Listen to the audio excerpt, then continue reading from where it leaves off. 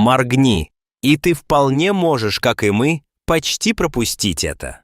2 недели назад, зимним утром, когда съемочная группа забралась в открытый автомобиль для сафари задолго до рассвета, у нее была очень специфическая миссия – найти, сфотографировать и заснять на видео 2 удивительно редких белых львят, которые в настоящее время живут в частном охотничьем заповеднике Нгала на юге страны и за его пределами. Африка. Прежде чем перейти к подробностям этого приключения, необходимо немного рассказать об истории Нгала и привести некоторые очень важные статистические данные. Гидов постоянно спрашивают, сколько белых львов осталось в мире. Хотя, к сожалению, в неволе разводят много белых львов, в настоящее время в мире зарегистрировано всего 3 белых льва, которые свободно живут в дикой природе. И главная новость заключается в том, что теперь в частном охотничьем заповеднике Анбион Нгала можно увидеть не одного, а 2 из этих 3 свободно разгуливающих белых львов, что на местном шангонском языке означает «лев». Анбион Нгала – это частный охотничий заповедник Большой Пятерки площадью 14 700 гектаров, 36 500 акров, который граничит с национальным парком Крюгера и охотничьим заповедником Тимбавати. Возможно, вы слышали о всемирно известных белых львах Тимбавати. Впервые они были официально обнаружены в 1938 году, хотя местные африканские старейшины рассказывали истории об их существовании на протяжении веков. И этот белый генофонд на самом деле уникален для Большого Тимбавати и южного района Крюгера, где расположен Анбиот Нгала. Это единственное место в мире, где белые львы встречаются в естественных условиях, и их присутствие внесло значительный вклад в сохранение биологического разнообразия региона.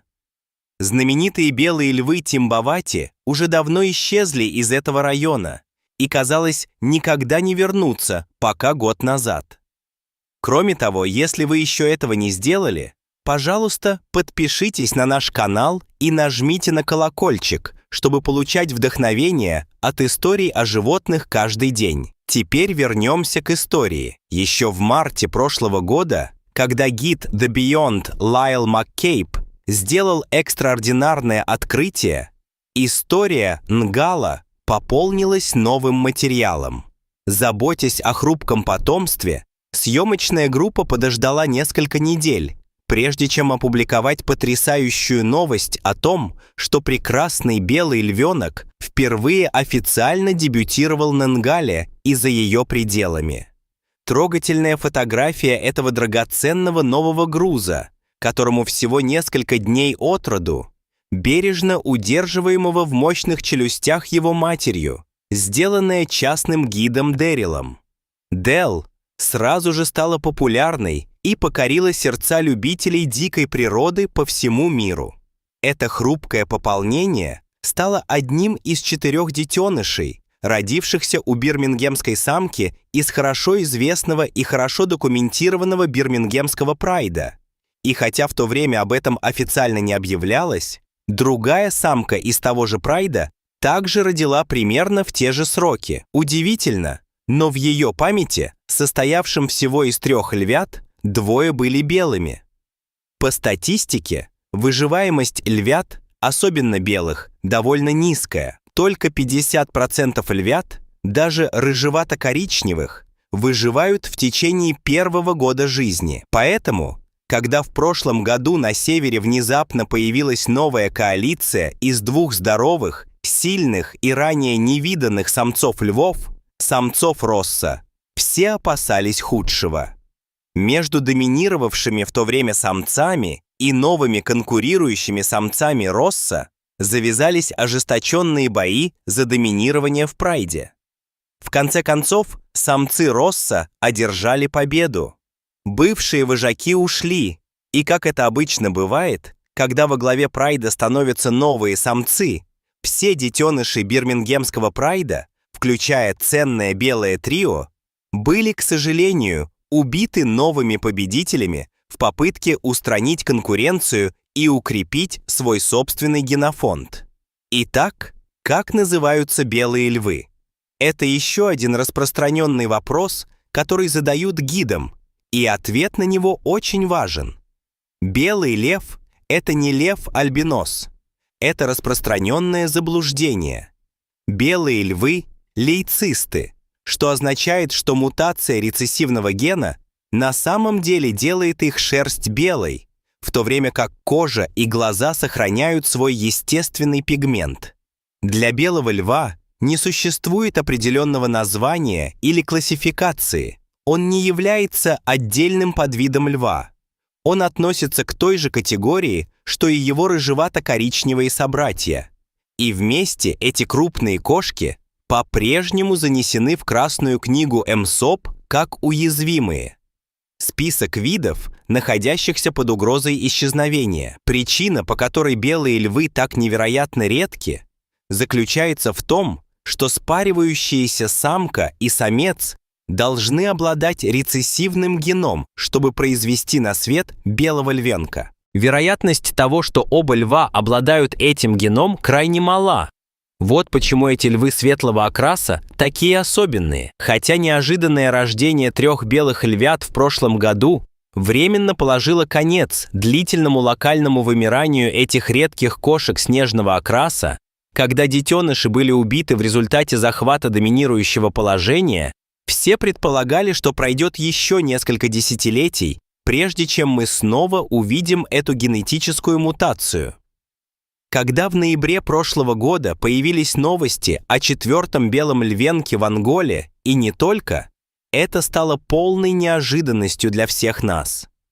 Когда самцы породы Росс возглавили бирмингемский прайд, они сразу же начали спариваться с самками, и бирмингемская самка снова забеременела. На этот раз она родила 4 детенышей, и, ко всеобщему удивлению, один из детенышей на самом деле белый. К этому дерзкому маленькому белому львенку-самцу, которому сейчас около 9 месяцев, недавно присоединился еще один великолепный белый львенок. На этот раз самка, родившаяся примерно 3 месяца назад у одной из львиц бирмингемского прайда. Конечно, будучи природоохранной компанией, которая стремится к постоянной защите и сбережению дикой природы, опытные гиды придерживаются самых строгих, деликатных и ответственных правил наблюдения, чтобы предоставить этим востребованным молодым кошачьим наилучшие шансы на выживание. А теперь вернемся к предрассветной съемке. Когда съемочная группа в полной темноте катила по грунтовой дороге, оператор Томас Ван Сандерсбой небрежно заявил, что они только что проехали мимо белого львенка. Не решаясь по-настоящему поверить ему, они в конце концов согласились обернуться и доказать, действительно ли его видение было тем святым белым граалем, который они искали. О чудо! Глаза Томаса определенно не обманывали его при слабом освещении. И там, на обочине дороги, тесно прижавшись друг к другу, прямо посреди уютной кучки львиц и львят, действительно лежал 9-месячный белый львенок. Солнце еще даже не взошло, так что у них была удивительная возможность понаблюдать за прайдом в полной тишине, без посторонних машин и голосов. На самом деле, даже самые опытные любители сафари впервые увидели этого редкого детеныша и его младшего брата. Возьмем, к примеру, Дайка Косу. Если вы бывали в Анголе и за ее пределами, вы, наверное, знаете, что Дайк является знаковым и давним членом ангольской семьи. Ангола – мой дом. Я работаю в этом частном заповеднике почти 28 лет, говорит он, сияя от гордости. Имея за плечами почти 3 десятилетия работы в качестве менеджера по качеству, Дайк никогда не видел белого льва в дикой природе до прошлого года, когда был обнаружен первый из 5 белых львят Анголы. И теперь вы сможете увидеть, как 2 из 3 диких белых львов в мире играют вместе. Это еще одно первое сафари. Я ждал 28 лет, чтобы стать свидетелем этого, объясняет Дайк. Но я всегда знал, что нахожусь в нужном месте. Когда в прошлом году были убиты новые медвежата, в воздухе витала ощутимая аура печали. Когда самцы Росса забрали 3 белых львят, никто из нас не думал, что когда-нибудь снова увидит другого белого львенка, вспоминает Дайк. Все гиды, следопыты и местные жители надеются, что эти 2 новых белых львенка вырастут взрослыми, и однажды у них появятся собственные детеныши. Если вам понравилось видео, пожалуйста, поставьте большой палец вверх и подумайте о том, чтобы поделиться им со своими друзьями и семьей. Еще раз спасибо, увидимся в следующем выпуске.